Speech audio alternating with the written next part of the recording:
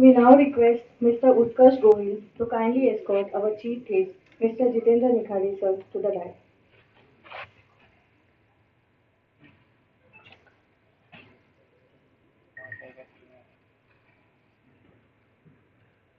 We now request Mr. Nayan Shinde to kindly escort our principal, Dr. Bhavesh Patel sir, to the dais. We now request Ms. Shreya Kadam to kindly escort our head of the department, Dr. T.P. Vinota ma'am, to the dais. Thank you all. Today, we all gathered here for Technovation, the National Labour Paper Presentation Competition, which have an objective to provide an opportunity to students to interact with industry professionals, academicians, and fellow students to showcase their talents. We would now like to seize today's opportunity and welcome our chief guest for the day. We hereby request Dr. Bhavesh Patel sir, Principal of Shah Kutchhi Engineering College, to welcome our chief guest, Mr. Jitendra Nikhare sir, Assistant Director, Joint Directorate of Technical Education, Regional Office Mumbai, with token of love.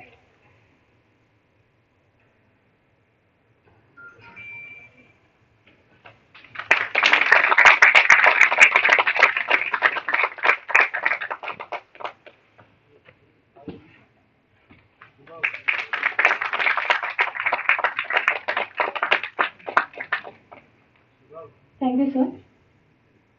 Now, we would like to introduce our beloved principal, Dr. Bhavesh Patel sir. Dr. Bhavesh Patel sir has more than 20 years of experience. He has published more than 40 research papers, 5 books, and 2 patents. He is a member of IEEE, ACM, IET, INENG, IACAS-IT, and IST. He is associated with more than 40 conferences. We would now like to request Dr. Bhavesh Patel sir, Principal of Shah Kutchhi College, to share a few words.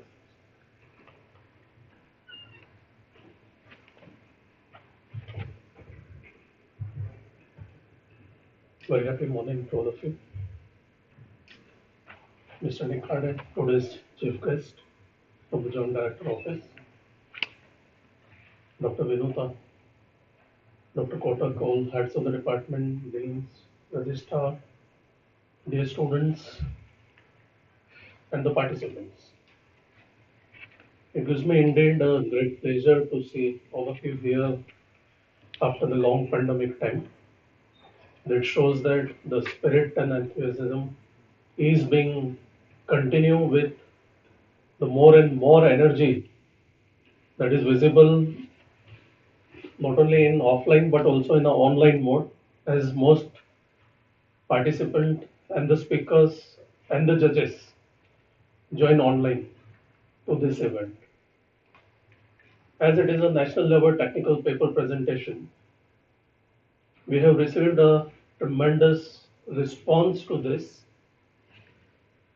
and we could shortlist the papers which will be presented today. And it is in a real spirit that it is a national paper presentation, as out of state participants are also participating online. Due to the constraint of examination and the inability of traveling by the out of state participant requesting that to have it in a hybrid mode, we could manage this in a hybrid mode. And I must thank the Joint Director Office, specifically Mr. Nikhare, for joining hands with us in this Technovision, which is in a celebration of 75th year of Indian independence, Azadi Ka Amrit Mahotsav. So it is in that context that now we should be independent in knowledge also. And instead of we follow some people, people should follow us. We are on the way of, on the path of this goal. The slowly, specifically the telecommunication department who has organized this, will mark the extraordinary effort and achievement in contribution to our nation as the nation progresses. we will see a tremendous changes in technology.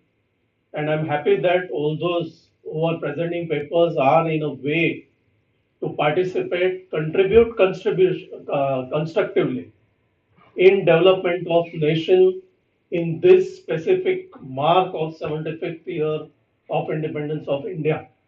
As we see the change in technology, rapid change in fact, with the 5G and other things, as I have been telling number of times that slowly you will see that disappearance of mobile is one of the example. The communication will happen without wire. Already it is happening. You will see human body charging mobile phones. There will be cells, biological cells within our body, which will communicate directly with the doctors. Although there are plus and minus both the ways of this all technology, but let's look at the positive side of the technology and will change the lives of human very fast. It is the speed beyond our imagination. Now the 5G is being talked and parallelly 6G is under development. So this today's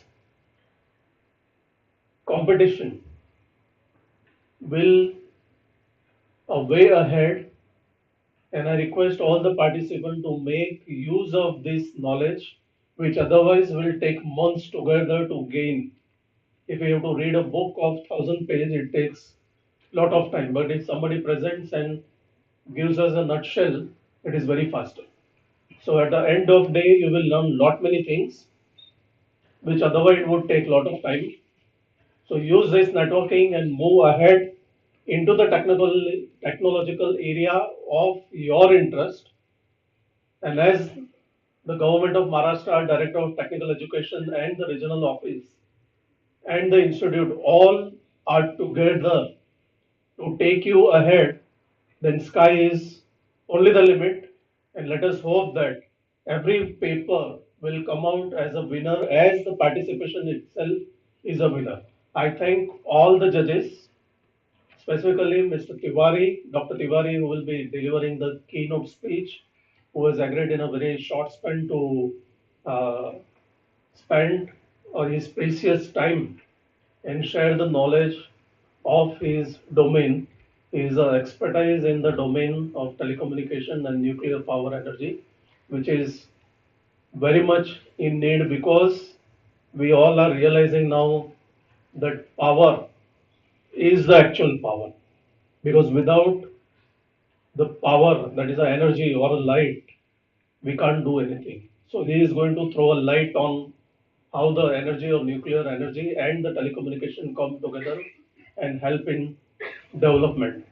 And I also extend my gratitude on behalf of institution and the management of Shah and Kutchhi Engineering College to Mr. Nikade, who in spite of his very much busy schedule, on our request, he visited our institution and participated wholeheartedly with all the support from the day one till the success of this event. So all this success goes to his hard work.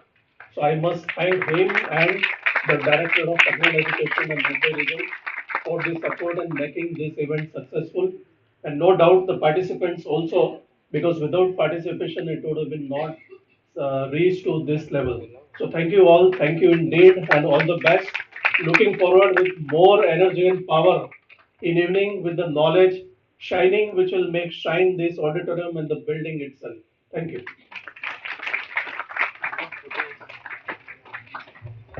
Thank you, sir, for your motivating words. We find immense pleasure in introducing our Honorable Chief Guest, Mr. Jitendra Nikhare, sir. Sir is Assistant Director, Joint Directorate of Technical Education, Regional Office, Mumbai. Sir is pursuing PhD in Computer Science and Engineering from Amravati University. He has completed Master of Engineering as well as Bachelor of Engineering in Computer Science and Engineering. Sir has been working in the field of technical education from 1992. He was working as an assistant professor in Government College of Engineering, Chandrapur, for more than 7 years. He served as a system analyst in Maharashtra State Board of Technical Education, that is MSBTE, for 10 years. He also worked for 4 years as system analyst in Government Polytechnic, Mumbai. He also served as head of the department and in charge principal in Government Polytechnic, Thane. Now we would like to request Mr. Jitendra Nikhade sir to address the gathering.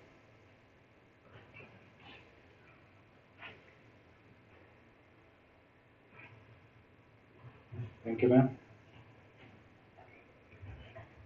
Honorable Bhavesh Patel, sir, Principal, Shah Anchor Kutchhi Engineering College, respected Professor Dr. Vinuta, ma'am, respected Professor Dr. Kotak, sir, virtually present all dignitaries and jury members, organizing committee members, coordinators, faculty members, and my dear students. It gives me great pleasure here to be here. That is Technovation 22, which is a national level technical paper presentation organized by the Shah Anchor Kutchhi Engineering College. Dear friends, this event is organized, there are many more events we are organizing in collaboration with the eminent institute. Shah Anchor Engineering College is one of the leading institutes in the field of technology in the Mumbai region. And under the guidance of Dr. Abhay Vaught, Director of Technical Education, and Dr. Pramod Naik, Joint Director Technical Education, we organize such events like project competition, paper presentation, Swachh Bharat Abhiyan, green energy conservation, and lot of society-related activities we are organizing in the whole year under the umbrella of Azadi Ka Amrit Mahotsav, which is an initiative taken by the Government of India as well as the Government of Maharashtra, which glorifies our people, our culture, and our achievements. Shahankar Engineering College, I congratulate all the team of Shahankar College because they received a huge entries for this competition. That is National Paper Presentation for Technovation 22. And there, the team efforts and their all efforts that bring this a lot of entries into the competition. I think that this Technovation 22 actually gives the opportunity to the students as well as the research scholars to enhance their technical skill as well as their technical ability, and it is going to tune with the industrial requirement as well as their innovative culture of that particular student. I recall one quote given by the Dr. APJ Abdul Kalam, which says that right information enrich the knowledge and knowledge makes the nation great. So I too believe this event will give them more information and enrich your knowledge and ultimately help to build our nation. I congratulate all the participants who are going to present here their papers and share their technical innovation and skills to the other people who are going to be attain this paper presentation. I would like to thank Dr. Bhavesh Patel sir and the Shahankar Engineering College staff for giving me opportunity to be present here and say a few words. Thank you very much.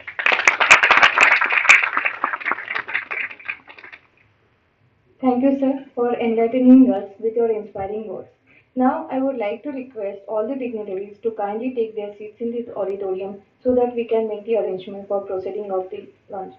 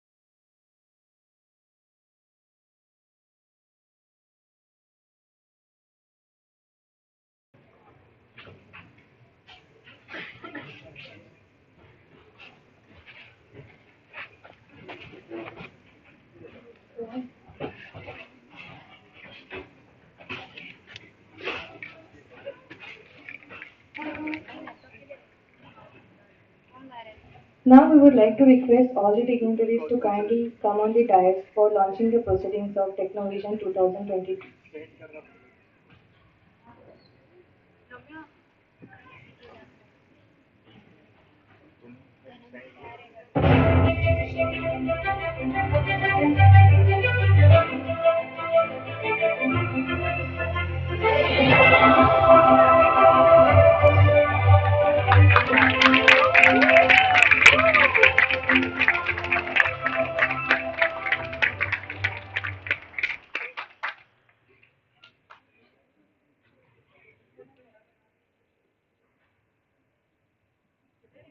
Thank you, sir.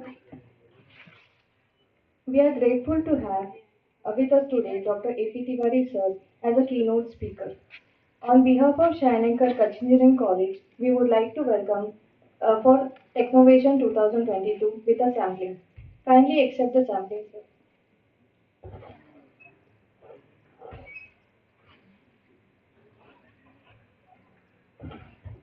Oh,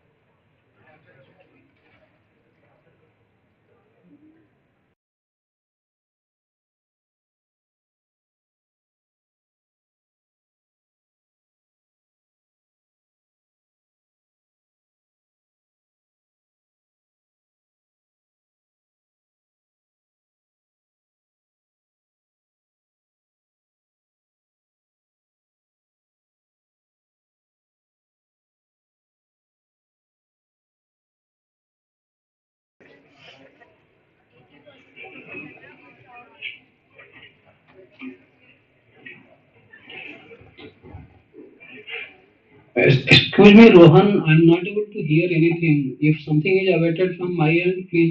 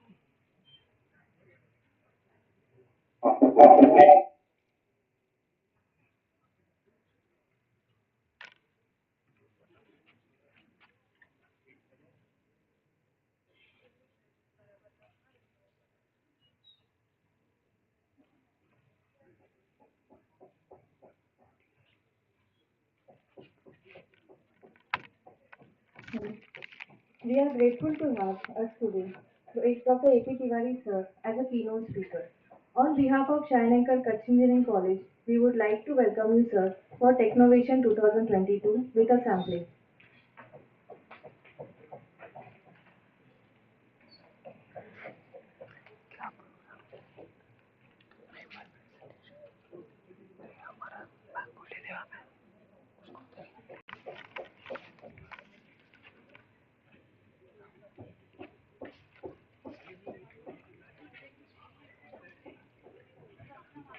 Till the time we are welcoming, sir, we would like to see the profile of Dr. A.P. Tiwari, sir. Dr. A.P. Tiwari, sir, has carried out research activities and projects in the areas of control and estimation with application to small and large research and power nuclear reactors. He has worked on research reactors, namely Dhruva, Purnima 3, and Kamini, and on power reactors, namely 500 MWE PHWR units, TAPS 3 and 4, and AHWR. His work spans mathematical modeling, simulation, control analysis and design, and process C&I design. Among his significant contributions are development and developing of liquid zone control systems. We are grateful to have us today. So it's Dr. A.P. Tiwari sir as a keynote speaker. On behalf of Shah Kutch Engineering College, we would like to welcome you, sir, for technology and regulating system for TAPS 3 and 4 PHWR units and reactivity meter for small PWR type reactors, prototype fast breeder reactor, Kalpakam. Dr. Tiwari has delivered invited talks in IAEA technical meetings in Japan and Australia. His talks have featured the advanced work carried out by him on spatial control, reactivity measurement, and development of nuclear reactor simulators. Dr. Tiwari has been conferred with the Homi Bhabha Science and Technology Award for the year 2003 and Group Achievement Awards of Department of Atomic Energy in the years 2006, 2012, and 2013. He has been elected as Fellow Indian National Academy of Engineering. He has several outstanding contributions in IEEE transactions on nuclear science, IEEE control system technology, automatica, and annals of nuclear energy. He has been holding important positions in Bhabha Atomic Research Center, such as Head Reactor Control System Design Section, Head Human Resource Development Division, Associate Director Knowledge Management Group. He is Senior Professor in Homi Bhabha National Institute and Convener, Board of Studies. Currently, he is Director of Knowledge Management Group, Bhabha Atomic Research Center. He is currently overseeing the activities of Scientific Officers Recruitment and Training, Scientific Information Resources Management and Technology, Transfer and Incubation of BRC Technology.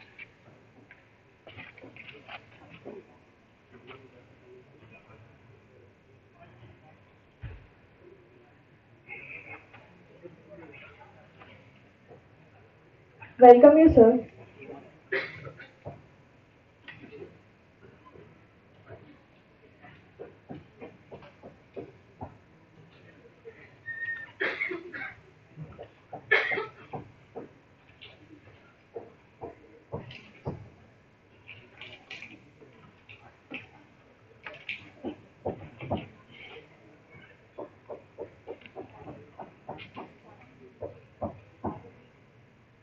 Now I request Dr. Tiwari sir to kindly start the session.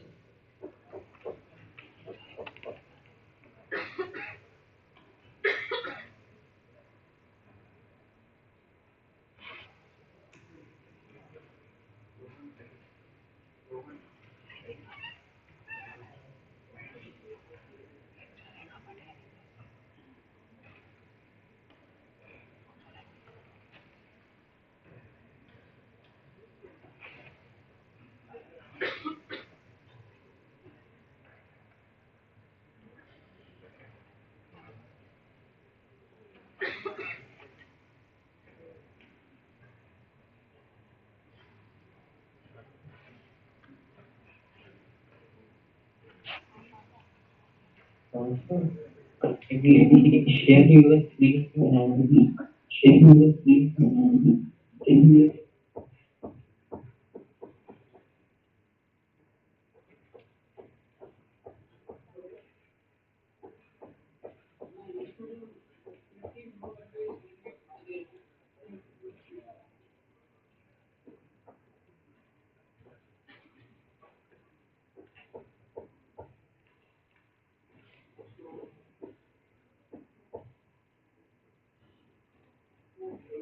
check with other agencies if they are getting the audio.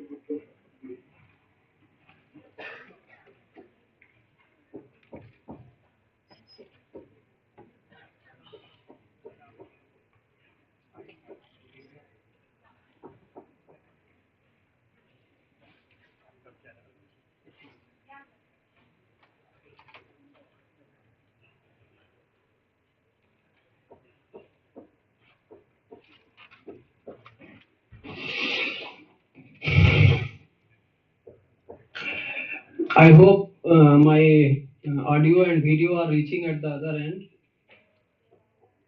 Yes, sir. Okay, so I will start sharing my screen. Just a moment, excuse me.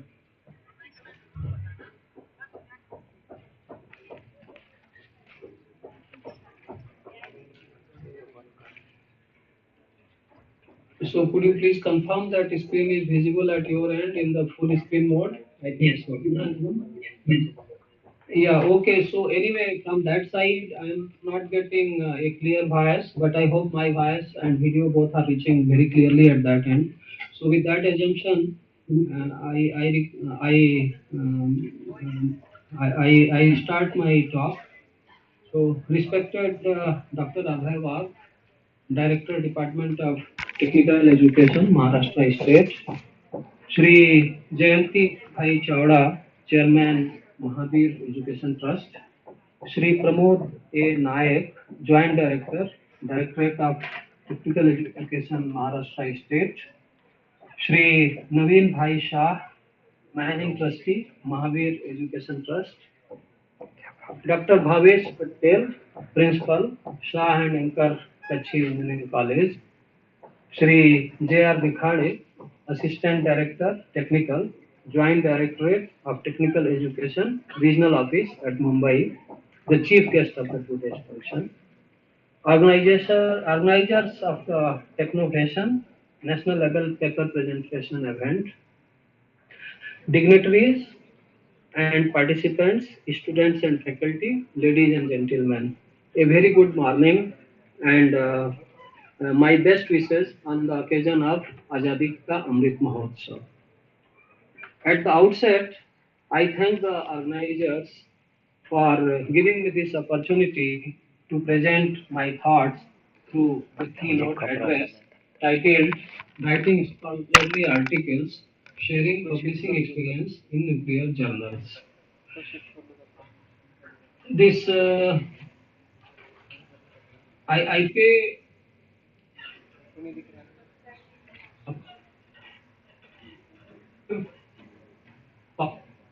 yes in a situation when you have no power. Excuse me, am I reaching?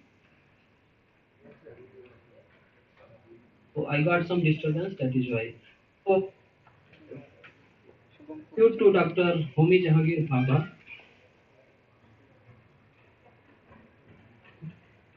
the present management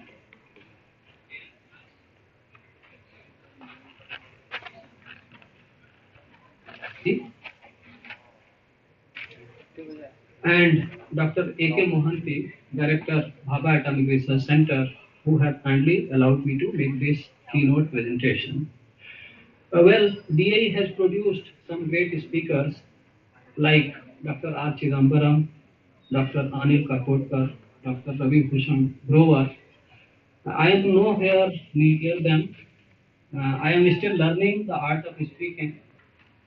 So I will try to make the best efforts to bring my thoughts before you, the learned audience, with a request that kindly ignore if you find any errors in my presentation. Bhavatam Research Center is a research and development unit in the Atomic Energy Commission under the Department of, in which comes the Department of Atomic Energy. This is this plate is showing the iconic Cyrus reactor, this dome-shaped object. This is Cyrus reactor, and alongside you see the Dhruva reactor. Cyrus reactor is no more operational, but Dhruva, which was commissioned in 1985, continues to produce very useful isotopes and some thermal power. Before I come to the main theme of the talk, I just want to bring before you some of the technological facilities which Bhabha Atomic Research Center had and has. So on the left top corner, you see a picture which is associated with one system called as liquid zone control system, and this system is deployed in 540 megawatt pressurized heavy water reactors of our country, and also the 700 megawatt electrical pressurized heavy water reactors in our country. This two of the 540 megawatt units, they operate and produce electricity. They are located at Tarapur, and 700 megawatt units are coming up. One of them has been commissioned, the second one is under commission. On the right top, you see a facility called as instrumented pipeline inspection gauge to find defects in oil pipelines on the basis of magnetic flux detects. On the left side bottom, you see a reactor simulator facility where the control systems are tested and control systems are operated from. In the middle, you see control racks in which various kinds of nuclear reactor systems are simulated. And below that, you see antennas on which our department has done a very interesting works. Here you see some kind of validation stations for control systems, and at the bottom right, you see some magnets which were produced for labs at the international level. Some other facilities, they are outside the domain of electrical engineering, they belong to mechanical engineering domain or chemical engineering domain. So this plate shows various test facilities for natural circulation and passive safety for advanced heavy water reactor which is under design. However, these test facilities are that on which the various design kind of validation studies are being carried out. So like high pressure natural circulation loop, parallel channel loop, passive containment isolation test facility, passive containment cooling test facility, boiling water loop, moderator flow and liquid poison distribution studies facility. These are some of the objects which we have and the laboratories we have in the area of this remote handling and robotics. The most important in this, the one you see on the right bottom corner, which is called as Bhavatron. This is a radiotherapy treatment device for localized cancers, localized treatment device for cancers, and this has been deployed at Actrec, and several units have been donated to other countries by our government. There are other facilities in the area of materials. I am sorry, I do not know the use of these machines. I will not be able to tell much, but I can read the names like lead, lithium, force circulation loop, melt spun for RSP ribbons, etc. This plate shows the Dhruva reactor, the one you see in yellowish and green color. This is the side of the reactor. This is vertical cylindrical reactor. And alongside you see a number of high-end this physics experimental devices and these various facilities where the students and faculty and researchers, they do their experiments. This is the latest reactor which we have at Bombay called as the Apsara upgraded reactor, upgraded Apsara reactor. This uses uranium silicetate fuel. It attained criticality 4 years back around on 10 September 2018. And this is a pool type reactor. The fuel and the core are inside a water pool. So this water is clear. That is why we don't find any evidence of water there in the picture. This reactor runs at 2 megawatt and produces useful isotopes for nuclear medicinal use. This than Homi Jahangir Bhabra himself. It is located at Mumbai. This you should see is the old training school picture, a very iconic picture. People feel nostalgic seeing this picture. The scientists and engineers who have various departments. However, these departments, they come as centers for higher education under one umbrella, and in our case, this umbrella university is known as Bhumi Bhava National Institute. Well, all these kind of models, just before I go for this umbrella, four R&D centers: Bhabha Atomic Research Center, Indira Gandhi Center for Atomic Research, Raja Ramanna Center for Advanced Technology, Variable Energy Cyclotron Center, grant in eight institutes. So Shah Institute of Nuclear Physics, Institute of Plasma Research, Institute of Physics at Bhubaneswar, Harish Chandra Research Institute at Prayagraj, Tata Memorial Center, Mumbai, Institute of Mathematical Sciences. We have one off-concern center, that is National Institute for Science Education and Research, and we have three industrial units: Nuclear Power Corporation of India Limited, Nuclear Fuel Complex, and Heavy Water Board.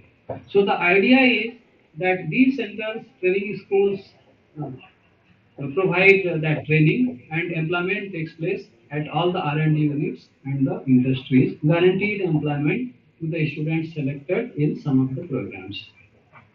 These are the programs. We have a very famous scheme called as Orientation Course for Engineering Graduates and Science Postgraduates, abbreviated as OCES. This is a 1 year classroom course and 1 year MTech equivalent or MPhil equivalent project work it is done, and it is open to engineering graduates and science postgraduates in the area of physics, chemistry, and biosciences. In engineering, there are 9 branches. After the COVID time, this strength is less. Generally, it is around 200 now. Earlier, it used to be 300. We have another scheme which is for MTechs in a few identified top grade institutes like IITs, NITs, and ICT located at Mumbai. There we select around 15 of them, and those people who are already doing MTech or equivalent degrees at these select institutes. For doctoral students, around 20 seats are every year. 20, I mean those who have completed doctorate, they are inducted through K.S. Krishnan Research Associateship, which is a 2 year program, and thereafter they are absorbed in the department. There is one scheme, however, these students are not absorbed in the department. 25 of them are taken. They are allowed to do the doctoral program or PhD at Bhabha Atomic Research Center and Indira Gandhi Center of Atomic Research. 5 years stipend is given. Generally, they finish in 5 years, but some of them are able to finish in 6 years. A very high stipend is given, and this is called as the DAE Doctoral Fellowship Scheme. Well, the whole idea is, as I described, if you see in the foregoing, we have an umbrella university, we have laboratories, we have facilities, subscription to high number of journals, periodicals, etc., codes and standards, and we have research facilities, high-end technological labs, reactors. So there, it is just a very good environment, the ideal environment for doing research. And this culminates one measure of research being the number of publications coming every year. So this slide you see shows the number of papers which is being published by BARC students of HBNI, Bhumi Bhava National Institutes, every year in the last 5 years. So you can see around 1450, more than that, publications are being contributed by the various kind of researchers and students at Bhabha Atomic Research Center. Citations wise, this is you can see that most of the papers, a huge number of them, get an average citation of around 2.9, and so far this is based on the statistics of around 7,322 papers which have cumulative citation of 29,539. By our standards, this is a good one, and we know that many of them have very high citation of the order of 70 or so. This is showing the distribution of impact factor for our publications, and you can see majority of our publications have impact factor in the range of 3 to 5, average impact factor being 3.5. And some of the publications have appeared in journals with very high impact factor, something like 79 or higher. Well, I come to this that with this as background, we spent a little time on understanding what a research is. Everybody knows, but let us see formally. So research is finding answers to intellectual and practical problems using scientific methods. It is a systematic effort to gain new knowledge. It is collecting and analyzing information or data in order to increase our understanding of the relevant phenomena. It is the process of finding solutions to a problem after a thorough study and analysis of the situational factors. And of course, we know that research is an activity which requires tremendous degree of patience from the student and both the faculty. It is not like 1 year, 2 years. Generally, it takes 4 to 6, 7 years. So one has to be very patient. Why does one do research? So of course, first one is that one gets a degree along with its consequential benefits like employment, postdoc, etc. One fulfills his or her desire to face the challenge in solving the unsolved problems. It gives a lot of satisfaction when we do solve some unsolved problems. Again, it fulfills the desire to derive intellectual joy of performing creative work. Again, a very satisfying work. Then one can serve the society based on the research if some product etc. is coming which is helpful to the society. And most important, as I see, is it leaves our impression on the time in order. We get recognition and respect in the present and later when we are there, when we are not there in the society. Our imprint, our impression is left. There are several classifications of research, but this is the one classification in which we can have some research falling in the domain called as applied research, and some research in the domain called as fundamental or basic research or the pure research. So applied research is carried out to deliver solution to a real life problem requiring an action or policy decision. Fundamental research is the one which is undertaken for the sake of knowledge generation without any intensity to apply it in practice. It is undertaken out of intellectual curiosity. Of course, this is only true when the research is taken. Subsequently, it happens that applications get developed by some other people. So this is true only when the research problem is taken. This is a famous two-dimensional model given by Donald Stokes in '97. However, I have taken it from one of the slides of Professor R.B. Grover, who was former Vice Chancellor of Homi Bhabha National Institute. He continues to be around us as an institute chair professor. Recently, I listened to it, and multiple times I have seen it being shown by Dr. Kapotkar also. So, in these two-dimensional models, one axis is consideration of use or application, and the other axis is quest for fundamental understanding. And one of the quadrants, which is a pure basic research, also called as Bose quadrant, is the one which has no application. It is only a very high end theoretical or a very high regarded knowledge element. The second one is the use inspired basic research or called as the Pasteur's quadrant, where there are both the elements of knowledge generation and as well as the application is very high. The one which is called as Edison's quadrant is purely an applied research. in which the element of knowledge is very small, however, element of application is very high. However, there exists a fourth quadrant in which neither there is knowledge generation nor there is any application.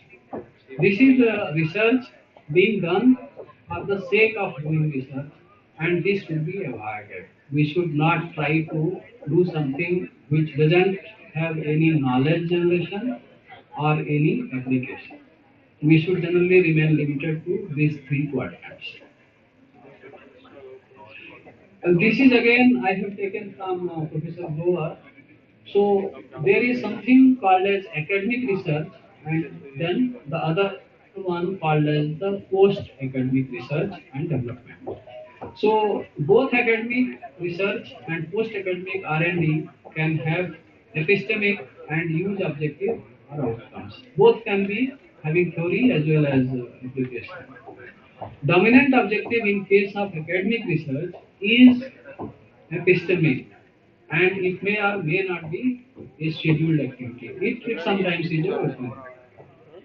Post-academic research is pursued with use as the end goal, and it will always have an epistemic sub-object. So the more emphasis is on the application. It is likely to be accompanied by development, which is a scheduled activity, time-bound activity. Teams pursuing it are likely to be large and sometimes multidisciplinary. Many universities are now engaged in both academic and post-academic research. National laboratories like ours were already doing it. So you can see that academic research is the one which is founded on existing scientific understanding and technology. Post-academic R&D is the one which is utilizing existing technology and scientific understanding. However, the outcomes are very interesting. Improved scientific understanding when you do a research encompassing both the elements, and also improved technology. So that is why, for larger benefit of the society and the knowledge gain, one should, both the elements are necessary, academic research as well as post-academic research, and research which is lying on the intersection of these two is the most desirable form of research. Well, this is just to give a few tips or in a formal manner that how one can actually select a research problem. And I will also say what deviation occurs in selecting research problems will happens at our research centers in the Department of Atomic Energy. So generally, sometimes, which is very rare, the problem may spring from the researcher's mind in a very similar fashion, like a plant or a shoot comes out of ground on its own. Very, very rare phenomenon. Most of the time, it is held by research guide. The research guide is the one where a student happens to join, and generally the guide gives the problem to the student, and of course in their association, the problem gets refined and redefined sometimes. So this happens based on these things. These problems come based upon the literature survey and reading. These come from academic experience of the faculty or the student's guide. This comes from the experience. This comes from exposure to field situations or application situations. This comes from various consultations and brainstormings, and sometimes it comes from intuition. Well, how it comes to academic institutes are these ways. However, to the R&D labs and industries, problems are already there, and those problems are to be picked up by researchers. That is where institutes like Homi Bhabha National Institute, they gain tremendously. So these R&D centers like Bhabha Atomic Research Center, Indira Gandhi Center for Atomic Research, and the industries like Nuclear Power Corporation of India Limited, they have the problems, the areas of application, and they need not be these very rudimentary problems. Sometimes they are very high-end problems, and they need to be solved by application of knowledge and by experimentation and by data analysis. And that is where we gain a lot. We get the problems not from the literature, but we get the problems from the real situations. And they have immediate use. Please recall in that four quadrants, we are right in the quadrant where everyone likes to be. Both the elements of knowledge as well as application are there. Also, it is academic and it is post-academic R&D both.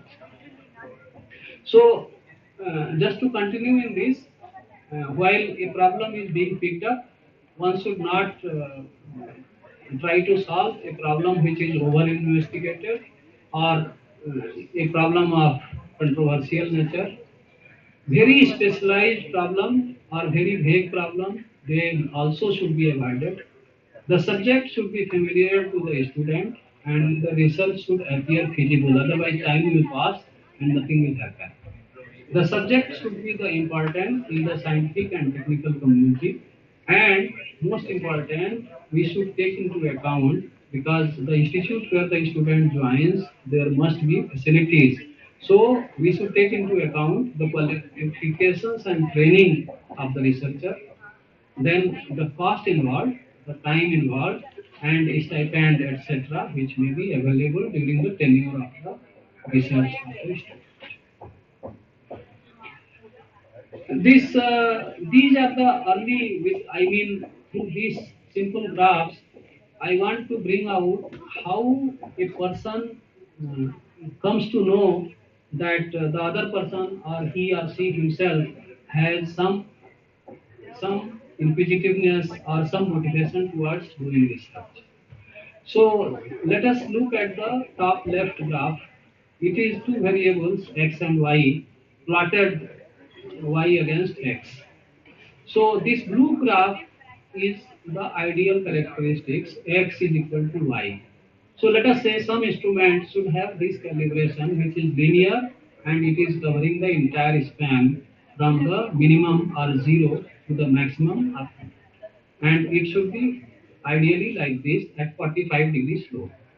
However, when one observes in the real situation, he or she may get it something different. The slope is not 45 degree, it is different from 45.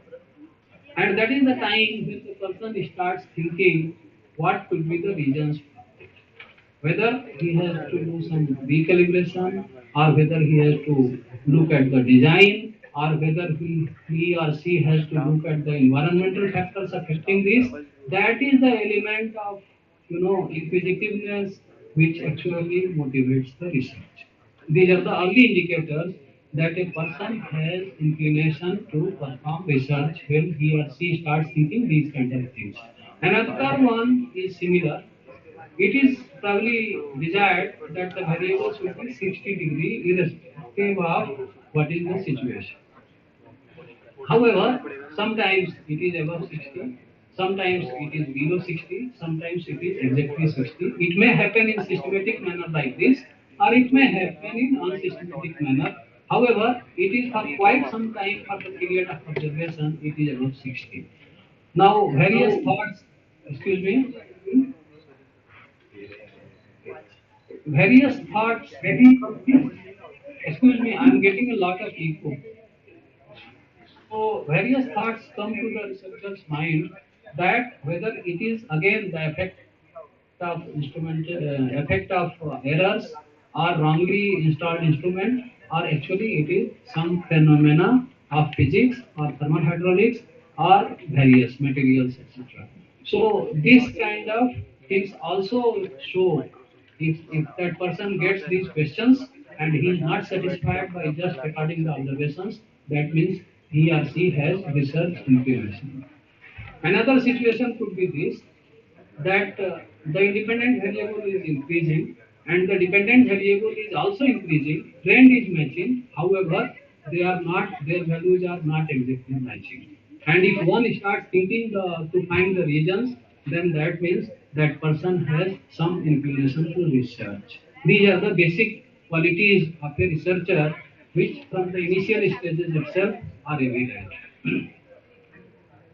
Well, uh, this is something which came up from one of our colleagues. The gentleman name is Subuddhi, Santosh Subuddhi. And see, I was talking about our work on the 540 megawatt PSWRs, which are located at Tarapur nearby. So, this reactor, after commissioning, had a short problem. This was not going on power, and when it being taken on power, it used to undergo oscillation. Some one of the variables that power used to undergo oscillations, and subsequently the reactor used to trip. So there was a exercise taken in the mission mode by a group of control system engineers. Of course, I led that. And then we studied, we found that the system was suffering with instability and also the damping and transient response characteristics were little poor. So we readjusted the gains and thereafter the problem was solved. This was done in 2005-2006. Much later than that, our colleague Subudhi, who had taken the plant records of data, what he did, again out of without much, out of his own motivation, he plotted these three variables: the power demand, the power determined based on the mathematical model of the reactor, which we actually developed during the during that stability analysis, and the power recorded from the data acquisition system employed at the plant. And then he came up with, sir, there is a very good match. And that thought, that basic observation of having a good match between three variables led to this article in IEEE Transactions of Nuclear Science, where the mathematical model was described, the analysis was described, and the results were presented, and it came up as a very, very good paper authored by Santosh Subudi along with us. This is another situation. This is ASWR Advanced Heavy Water Reactor, which is under design phase, and we were involved in its presentation of design to the safety committee, and something very interesting happened. Before that, let me explain the circuit. So, reactor core is the part where nuclear heat is generated. This nuclear heat is passed on to the coolant, which is flowing in these vertical coolant channels. Of course, the coolant at the entry level is at a much smaller temperature, and the coolant is also in the single liquid phase. Somewhere in this path, after getting a lot of heat energy, it converts into two phases. So it is a mixture of water and steam as it emerges out, and that mixture comes into steam. Water gets separated from steam goes to the turbine, and water drops down, and the equivalent amount of steam is brought in as a feed water. So this temperature is low, it comes down in a header, and from header through feeders, it goes to the different coolant channels. Now, just one, very, what I call it as a innocent thought, or again as a result of inquisitiveness. Somebody asked me the question that is the pressure in the header and the pressure at the inlet of coolant channel same? And then at first we said yes. Then the person asked the question again, is the pressure same? We said no, it is not same because the coolant is flowing. There is pressure drop in this feeder, and it is a significant length, and flow is also significant, so pressure drop will be significant. The pressure here and the pressure at the inlet of the channel is different. This again led to a huge amount of studies and interpretation of results. So what I am trying to say that this some kind of very, very elementary observations, and sometimes the inquisitiveness of a person leads to very structured scholarly work, and that is very important. Well, now I come to the art of scientific writing. Scientific report is usually a written presentation of important and useful aspects of the research, It communicates the purpose and outcome of a specific research to the interested peers in the field and obtain feedback wherever possible.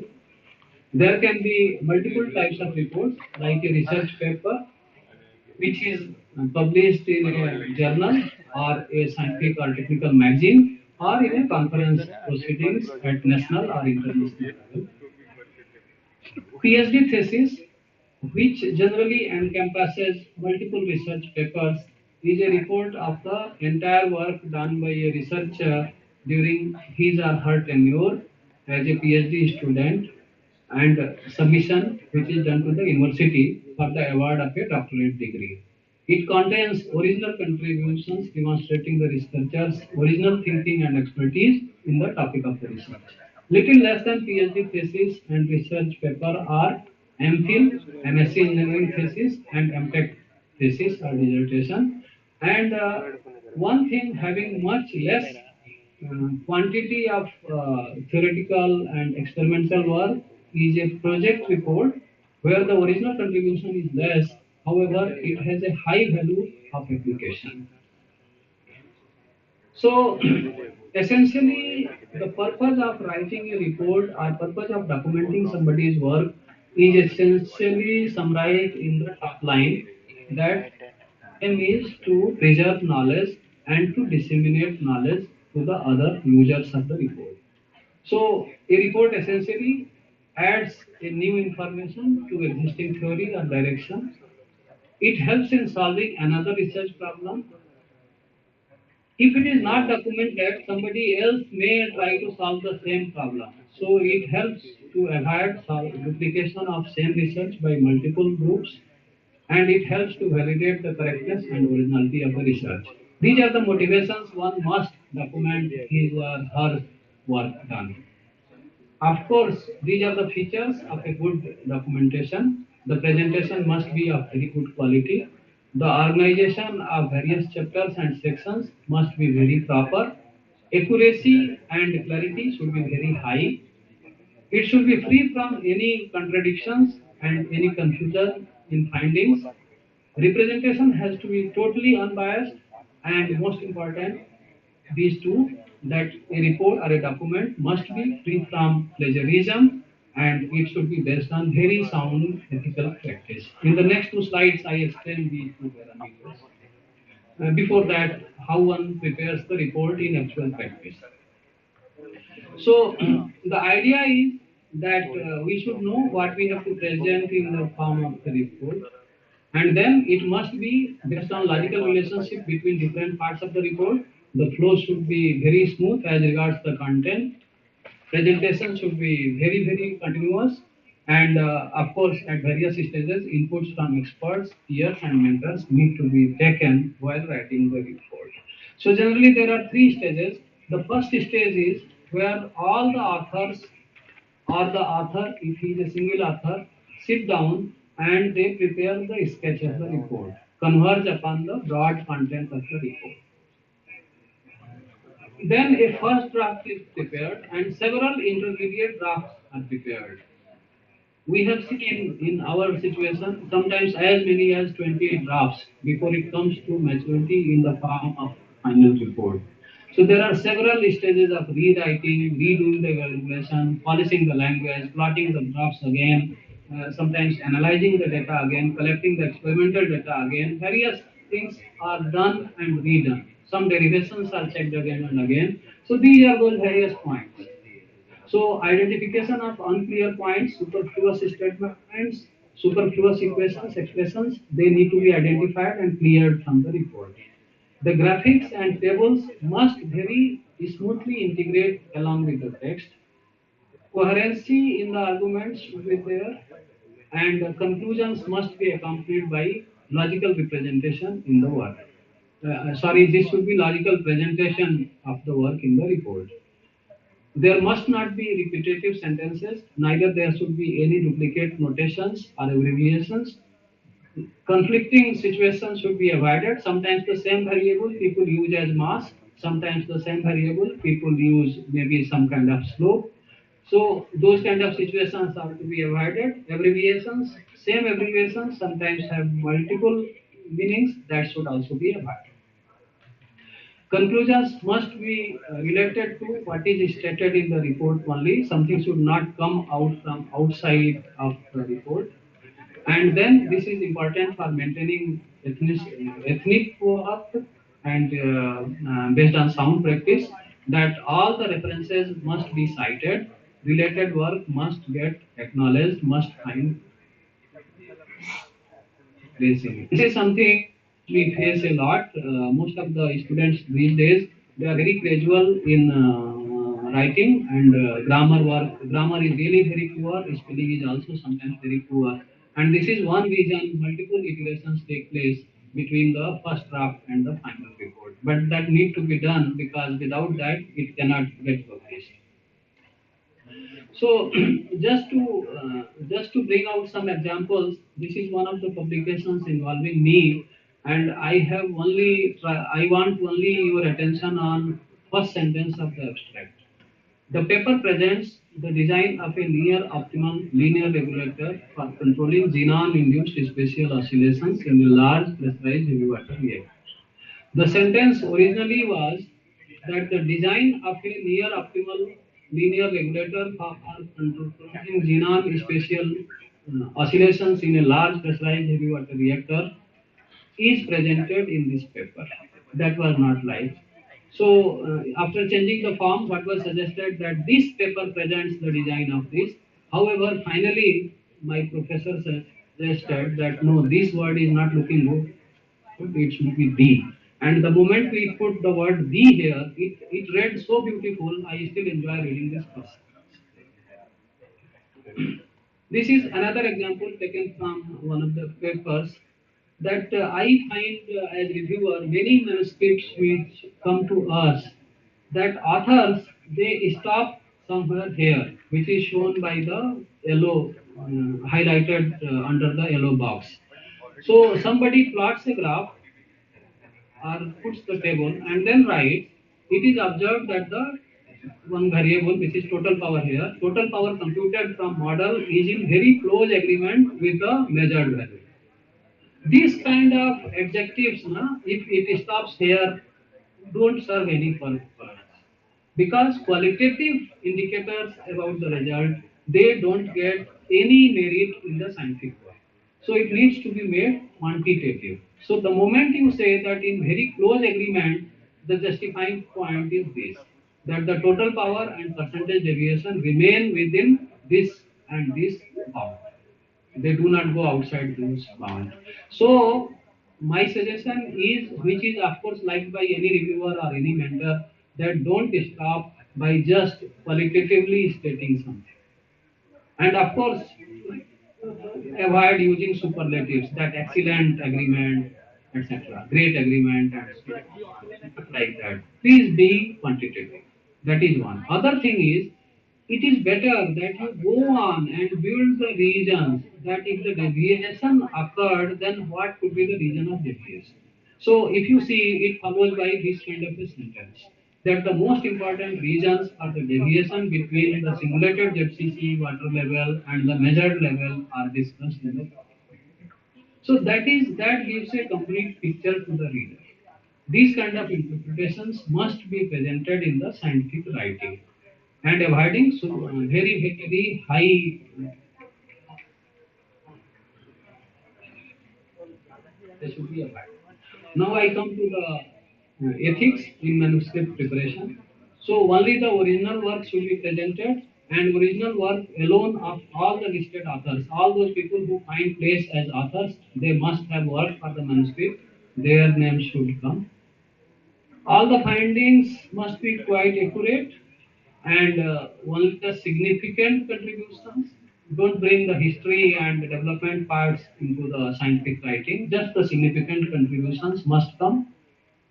And please remember that all those people who contribute to work, they only are offered co-authorship. So the idea is that don't leave any person who has contributed significantly, and don't include any person who has not at all contributed. The author list has to be only those people who have contributed to the work. Some people who have not directly contributed, who have only facilitated either by giving equipment or by plotting some graph, etc., or by giving money for the research, they can be acknowledged. They need not figure as authors. All listed authors should be aware and agree to the submission of the manuscript. It should not happen that somebody was made a co-author and he or she doesn't even know that there is a public in which he or she is a co-author. That kind of a situation must not occur. So it is the responsibility of the other people to ensure that everybody whose name is appearing as a co-author, he agrees to putting his name as co-author. Then this is important that manuscript should neither have been published or it should not be under review or under some stage of publication in another journal. See, some smart people, they have done manuscript to two papers, two journals, and both the places it got both the places it got published. Now there was a problem because the same work got published at both the places. So that is why if you have submitted at one place, then please don't put it under submission in some other journal. There will be problems otherwise. All the relevant information to the editors must have been provided, so any conflict, etc., must have been disclosed. It is essential to state the experimental methodology, how the experiment was performed, and how the results were obtained without hiding any element of knowledge or anything, so that any other third party, a third person, should be able to reproduce the same experiment or should be able to derive the given mathematical expression without means everything is disclosed. It should not happen that something incomplete alone is present. At the same time, there is no need of overemphasizing. So superfluous kind of things should not be there. Well, one slide on plagiarism. So it is defined as close imitation of another author's language, thoughts, ideas, or expressions. Please mind everything is there. Language, thoughts, ideas, or expressions, and presenting it as one's own original work. किसी और का काम लेकर के मैंने आगे कर दिया कि ये मेरा किया हुआ काम. That should not be done. That is plagiarism. It is academic dishonesty and breach of ethics. There are countries where people their title is, the title which was bestowed is withdrawn.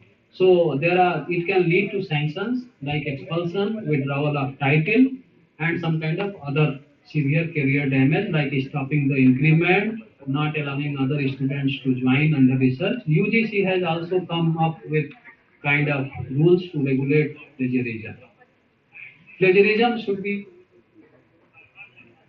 developing a topic previously researched but write something new and original, improve upon and disagree with the opinions of the earlier researchers or experts, and contributing significantly to a particular field with due credit to previous research. So whenever your work is based on somebody's work, please acknowledge it, please show under references, and that avoids the plagiarism. And sometimes if you have to reproduce something in the verbatim, put it under quotes. Sometimes when you have to reproduce with a great degree of resemblance, then write it in your own English, however acknowledge it.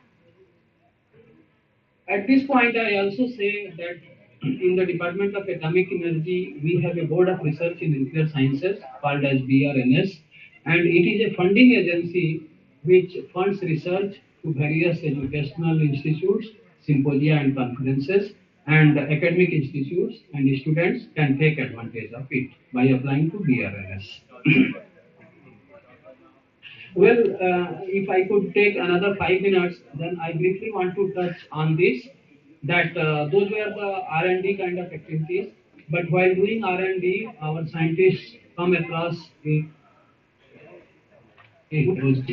and they broadly fall into these categories: agriculture and bioscience, radiation technology, advanced instrumentation, medical equipment, engineering, environment, chemical, water technology, and rural upliftment. These technologies are available from BARC. Any industry or startup and sometimes individual can get this technology license and manufacture that product. We have also another model for those people who are in the rural areas, which is called as Akriti and expanded as Advanced Knowledge and Rural Technology Implementation. We have, in the next slide, it is there, a huge number of technologies, but out of that, a smaller set is offered for rural entrepreneurship. And our objective is to produce something called as seamless, which has features of city and the features of village, the best parts of the city and best part of the village.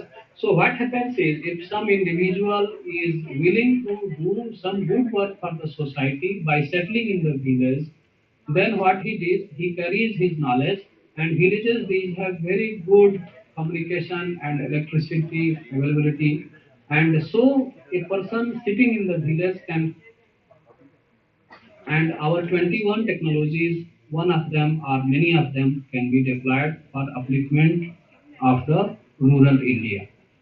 So if some students are willing, this is another model for translation of our technologies to villages. Well, as I said, we have huge number of technologies, 227 of them, 52 in agriculture, 62 in advanced instrumentation and engineering, and likewise. I go to the next one.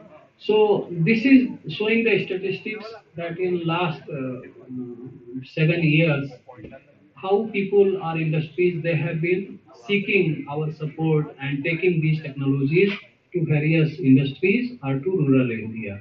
So you can see that something like last 4 years, more than 50, and this year of course more than 80 industries have taken our technology for deployment and for product launching. We also inaugurated one incubation center and it is upcoming. So here also young graduates, educated youth, they can come for our support and they can and take advantage of availability of till their startup materializes, and that support is provided by us. So to the conclusion that our R&D centers in the Department of Atomic Energy, the grant in aid institutes, at all these places we nurture both pure and applied research with the objective of serving the country and the society. Leadership training schools and Bhumi Bhava National Institutes, through our training programs, we disseminate both the forms of knowledge, the explicit as well as the tacit knowledge. Academic research is necessary, but it needs to be supplemented by post-academic research, which we do at our research centers. Publishing scholarly scientific articles must elevate both in terms of numbers as well as quality. This is need of our country. We should publish a lot of our work. And the most important, today we are celebrating Azadi Ka Amrit Mahotsav, which will end on 15th August of 2022. However, our government has announced Amrit Kal, which will go up to 2047. Now, because there are students listening, I believe, so and they are very young today. They are people who will be actually lifting India to up, and they are the people who will make the Bharat Atmanirbhar today and make it excel tomorrow by the year 2047. So with that conclude, I just show in the next slide the references from where I have taken most of the elements of my talk and acknowledgements which are to some of my colleagues and some other heads in the department of in the Bhabha Atomic Research Center. Thank you very much, and I look forward to listening to some questions or discussions from you. I hope my talk was you. I hope it was you. I hope. So, may I remove the sharing? Well, audio is not coming Yes, clearly. sir. Thank you, sir, for such an enlightening. So thank you very much. Audio is not coming, and I believe that my job is over. Nothing is being heard by me. I hope I was heard during my. Hello, sir. Yes, please. Are we audible? Yeah, suddenly audible. Yeah, you are audible. Hello, sir. Are we audible?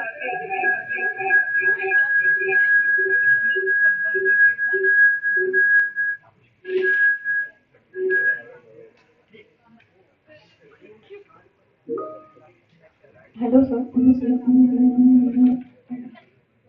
So you are audible. However, a lot of echo is coming. Please speak. Thank you, sir, for enlightening us with. अरे नहीं नहीं नहीं वहाँ पे दो speaker चालू है teams का स्पीकर और ऑडी का स्पीकर दो speaker So excuse me, I am coming with my laptop. I hope I am being heard. Yeah, you are audible. Please tell. Hello. Hello, am I audible? Yes, you are audible. Thank you, sir, for enlightening us with such a wonderful session.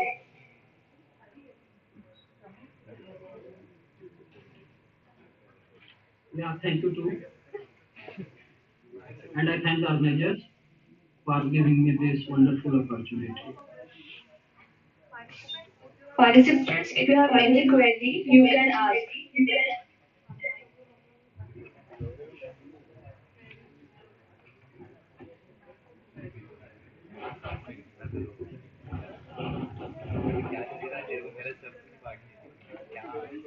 Looks like there may not be any question.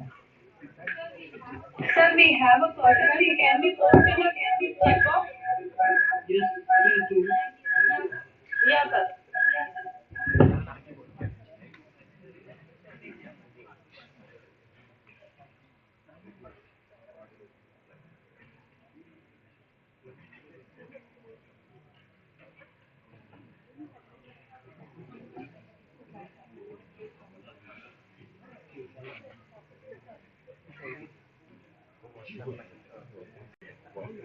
Yeah, so I don't find any question.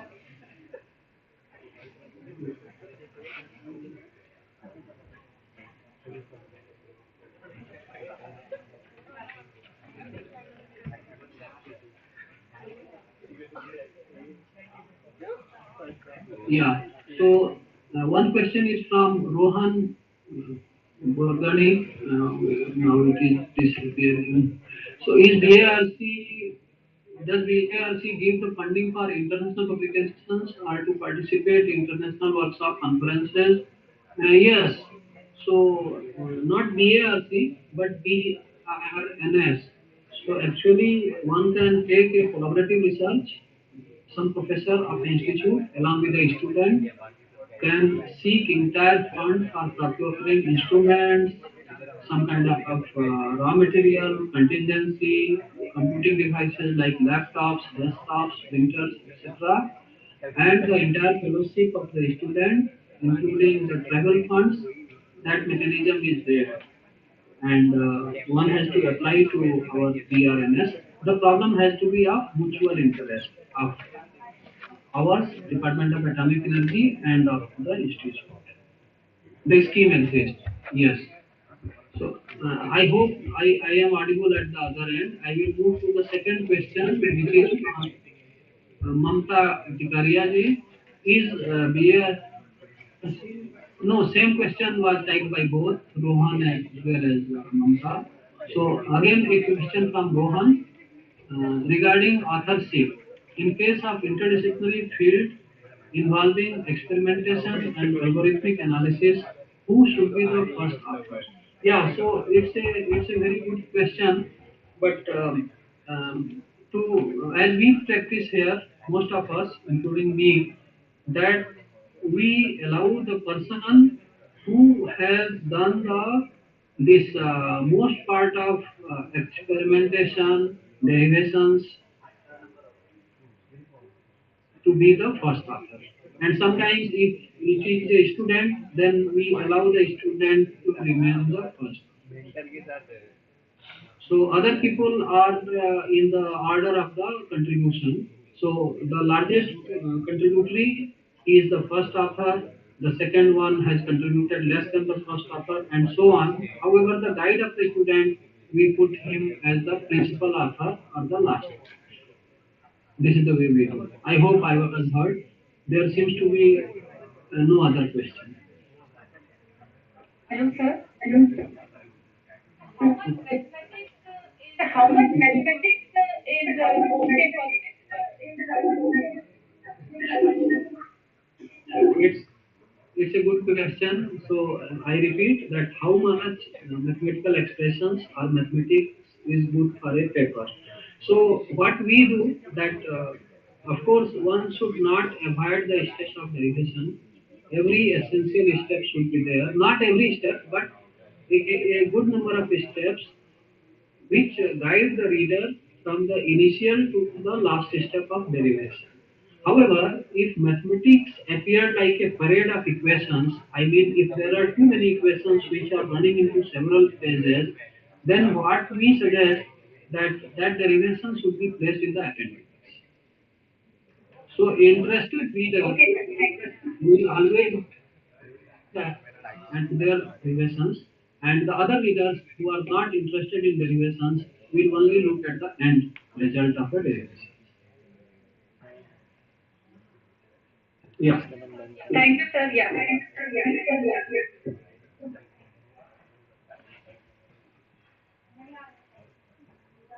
Thank you, sir. Okay. On behalf of Shah College, we would like to present a memento as a token of appreciation. And we request sir to kindly accept it.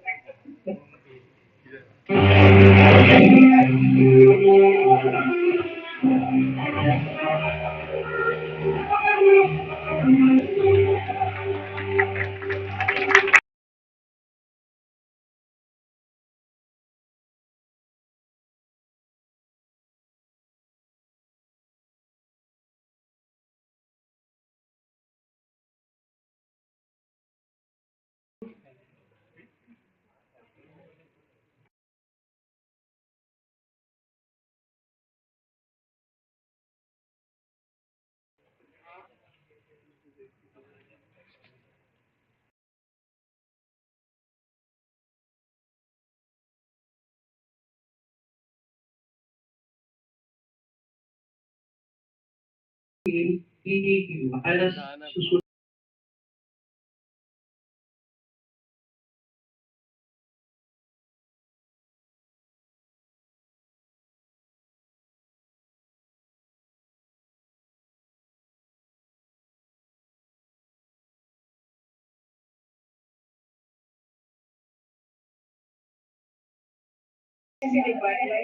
To kindly present a vote of thanks.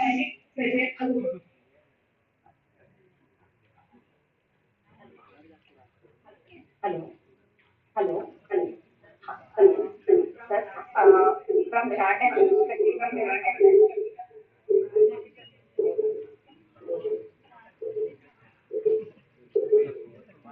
we would like to express heartfelt thanks to the wonderful talk by you, sir. You introduced the BRC facilities and then the options available for this research aids and technical paper writing, starting from the literature survey, the relevance of guide, and so many points, and every point that needs to be taken care of in writing a technical paper. Heartfelt thanks from EXTC department and Shah Engineering College for this wonderful keynote address, which is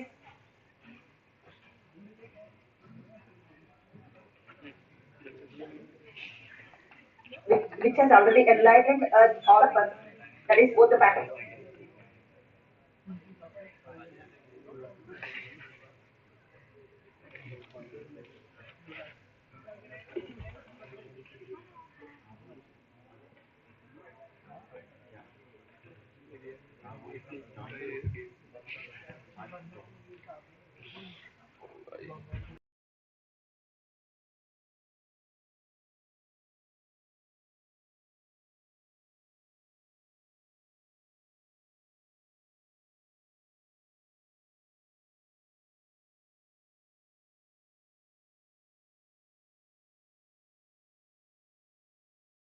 Now I would like to make some announcements for participants.